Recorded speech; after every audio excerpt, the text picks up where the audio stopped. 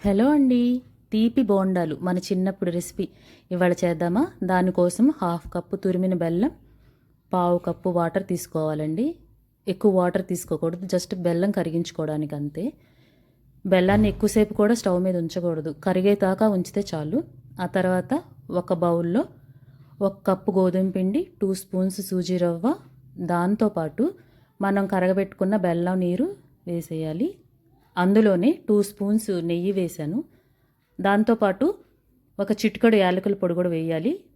వేసిన తర్వాత దాన్ని బాగా ముద్దగా కలుపుకోవాలండి. మెత్తగా కలుపుకోవాలి, ఇలా కలుపుకోవాలి. దీని మీద కూడా ఒక 2 స్పూన్స్ నెయ్యి వేసి మూత పెట్టి ఒక హాఫ్ అన్ అవర్ వదిలేయాలి. అలాగా హాఫ్ అన్ అవర్ తర్వాత ఎలా ఉంటుందంటే కన్సిస్టెన్సీ ఇలా ఉంటుంది, మెత్తగా అయిపోతుందండి. దాన్ని చిన్న చిన్న ఉండలు తీసుకోవాలండి, పెద్దవి చేయకూడదు. చిన్న చిన్న ఉండలు తీసుకొని ఇలా రౌండ్గా చుట్టుకోవాలి. దాని మీద ఒక డిజైన్ లాగా చాక్తో అటొక ఘాటు ఇటొక ఘాటు పెట్టాలి. అది చూడటానికి కలువ పువ్వులా ఉంటుంది. ఇదిగో ఇలా ఉంటుంది. ఇలా ముద్దలుగా చేసుకొని పెట్టుకోవాలి. ఆయిల్లో నూనె ఎక్కువ కాగకూడదండి, దీనికి ఎక్కువ కాగితే నల్లగా అయిపోతాయి. మీడియంగా ఉన్నప్పుడే వేసేయాలి. వేసి బాగా అటు ఇటు ఎర్రగా కాల్చుకోవాలి.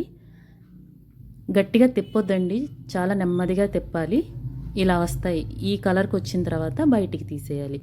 అంతేనండి, నోరూరించే తీపి బోండాలు రెడీ.